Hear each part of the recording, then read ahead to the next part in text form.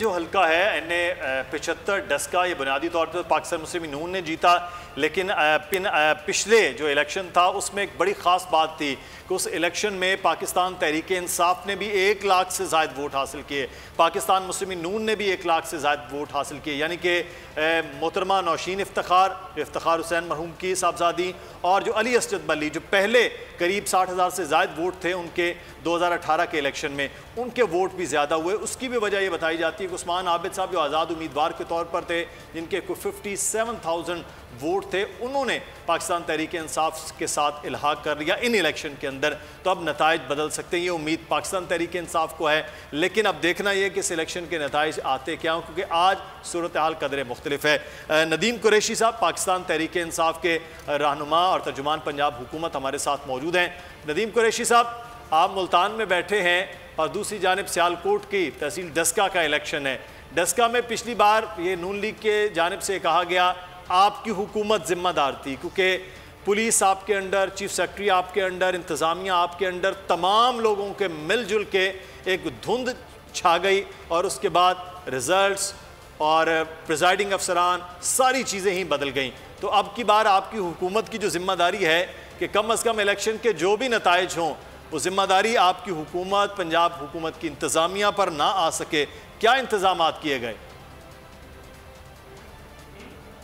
देखिए मुदस्सिर, एक तो मैं पिछले इंतखाब के हवाले से आपको अर्ज कर दूं, डस्का इंतखाब के हवाले से, उसी सेम डे में वजीराबाद में भी इलेक्शन था, यही पंजाब गवर्नमेंट करवा रही थी, यही एडमिनिस्ट्रेशन करवा रही थी, यही लोग थे, और इसी तरह सेम डस्का में इलेक्शन था। डस्का इलेक्शन को अभी फैसल अजीज साहब ने खासी गुफ्तगू फरमाई, उनमें एक बड़ी अहम बात कि PMLN ने और उस वक्त PDM, आज तो वो PDM नहीं है जो आज से 2 माह पहले थी, उन्होंने इस इंतखाब को एक ऐसा हक और बातिल की जंग बनाकर पोर्ट्रे किया और प्लान किया कि जी हमने हर सूरत इस इंतखाब में जो मर्जी हो, क्योंकि वहां जब शायद Khaqan Abbasi ex prime minister वहां गए तो उन्होंने एक स्टेटमेंट दी थी ऑन नेशनल मीडिया के सामने कि जी हम ये इंतखाब जीतेंगे, हमें जो मर्जी करना पड़े। और उसके बाद फिर राना सनाउल्लाह का एटीट्यूड और फिर अता तारक वाला वाकया कि वो वहां अपने मुसल्ला गनमैनों के साथ मौके पर पहुंचे और वहां से सूरत वाज़ेह हो गई थी कि PMLN नहीं चाहती कि ये इंतखाब सुकून से हो, इसके नताइज उनकी मर्जी के मुताबिक उनको नहीं लगते थे। और ये भी लोगों ने देखा कि एप्लीकेंट ने 24 पोलिंग स्टेशंस के हवाले से रिक्वेस्ट की कि जी यहाँ 24 पोलिंग स्टेशंस पे के नताइज से मैं मुतमईन नहीं हूँ, यहाँ री इलेक्शन करवाया जाए। और ये भी पाकिस्तान की 72-73 साल की हिस्ट्री का पहला वाकया है कि एप्लीकेंट ने 24 पोलिंग स्टेशंस पर अपना एहतजाज, अपना प्रोटेस्ट, अपनी ऑब्जेक्शन रेज की, जबकि उसको पूरा इंतखाब मिल गया करवाने के लिए। यहां से एक चीज वाज़ेह होती है कि माजी में हमेशा हुकूमतों ने इदारों पर अपना कंट्रोल रखा। एक तो मैं समझता हूं आप ज़ाहिर नेशनल मीडिया पे बोल का बड़ा व्यूअर्स है पूरी दुनिया में, आप इस बात को भी एक्नॉलेज भी करें और इसका इजहार भी फरमाएंगे तो हमें ये अच्छा लगेगा कि जी गवर्नमेंट ने अब इदारों को आजाद किया। गवर्नमेंट का वो इन्फ्लुएंस नहीं है जहां तो माजी में ऐसा होता रहा कि प्राइम मिनिस्टर हाउस में बैठ के लोग, शौकत अजीज साहब प्राइम मिनिस्टर हाउस में बैठकर MNA मुंतखब हो गए थे, तो गवर्नमेंट के लिए बड़ा आसान होता है। लेकिन हमने लेवल प्लेइंग फील्ड सबको फराहम की और ये क्रेडिट इमरान खान को बताओ प्राइम मिनिस्टर जाएगा कि उन्होंने हर उस चीज को तस्लीम किया जो इस मुल्क में रूल ऑफ लॉ के लिए बेहतर हो सकती थी। तो मैं आज भी समझता हूं कि आज सुबह भी कुछ वाकयात हुए और उन दोनों तीनों वाकयात में आज भी अता तारक साहब पेश थे। उनकी कोशिश थी कि कुछ पोलिंग स्टेशन पे जहां पिछले इलेक्शन में जिसका आज री इलेक्शन है वहां पर PTI जीती थी कि वहां पर रजिस्ट किया जाए, वहां माहौल कशीदा किया जाए और टर्नआउट कम हो उनकी मर्जी के मुताबिक। क्योंकि अल्टीमेटली डस्का की सीट PMLN ने जीती हुई है और सियालकोट में जाहिर है उनका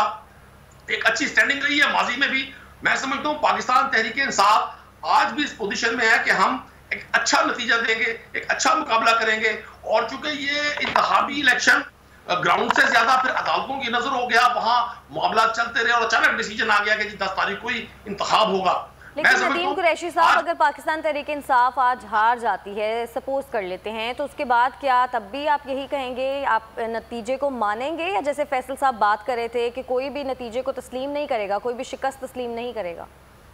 मेरी राय इससे मुख्तलिफ है। मैं समझता हूँ पाकिस्तान तहरीक इंसाफ ने एक नई रीत शुरू की है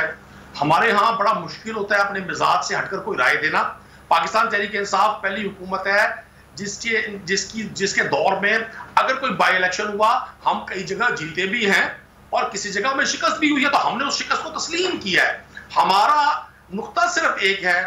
कि इदारों को भी तमाम लोगों के साथ एक जैसा सलूक किया करना चाहिए। यहाँ सूरत यह है कि बाज़ जगहों पर कुछ डिसीजन ऐसे महसूस होते हैं जहां लगता यह है कि जी एक खास फरीक को रियायत दी जा रही है, उसको बेनिफिट दिया जा रहा है, लेकिन अल्टीमेटली मैं आपके सवाल का यही जवाब दूंगा, सियालकोट की आवाम, डस्का की आवाम जो भी फैसला करेंगे हम उसको तस्लीम करेंगे। सही, बिल्कुल ठीक है। साबिक सेक्रेटरी इलेक्शन कमीशन कुंवर दिलशाद साहब भी हमारे साथ मौजूद है। कुंवर साहब बहुत शुक्रिया सर आपके वक्त का। कुंवर साहब,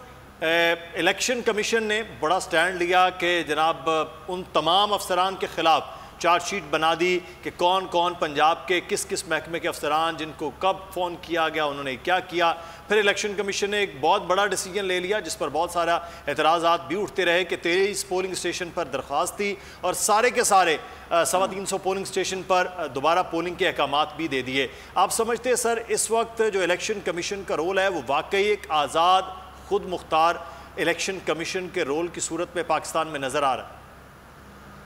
बिल्कुल सही आपने सवाल किया, लेकिन खुदा करे कि इलेक्शन कमीशन पाकिस्तान जो है अपने उसी तरह स्टैंड ले जाए जैसे उन्होंने हल्का 75 में दोबारा इंतखाबात कराते वक्त बड़ा मजबूत उन्होंने कदम उठाया और इस पर प्राइम मिनिस्टर साहब ने उनको बड़ा उनको तज़हीक भी की, जलील भी किया, तजलील भी की,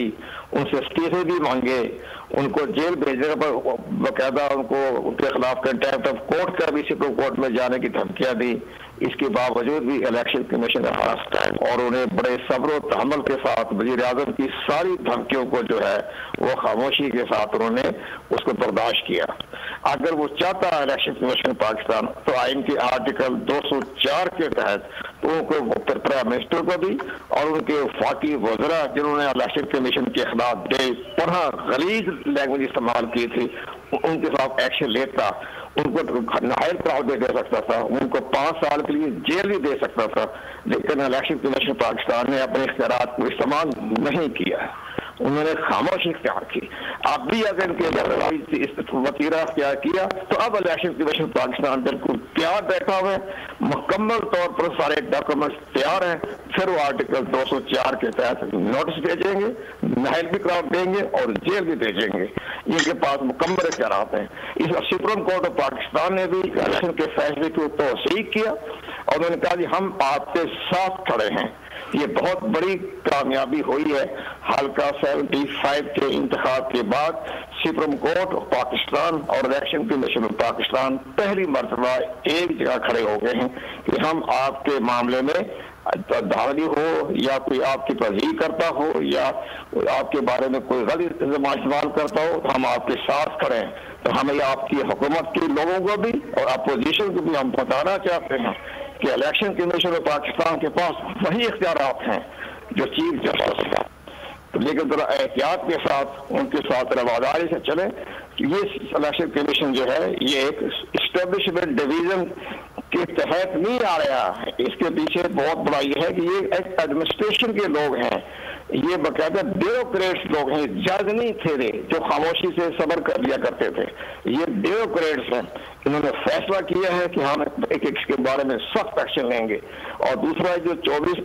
प्रिजाइडिंग ऑफिसर है इनके खिलाफ तमाम कागजात तैयार हो चुके हैं। इस इलेक्शन के बाद उनके खिलाफ बाकायदा तहकीकाती कमेटी बनी है, कर रहे हैं। आइन के आर्टिकल जो इलेक्शन एक्ट का जो हमारा 2017 का सेक्शन जो है 10 है उसके तहत वो सारी कार्रवाई कर रहे हैं, देख रहे हैं। इसके बाद वो जेल भी भेजेंगे और सब बातें हटाई जैसे आपने फरमाया,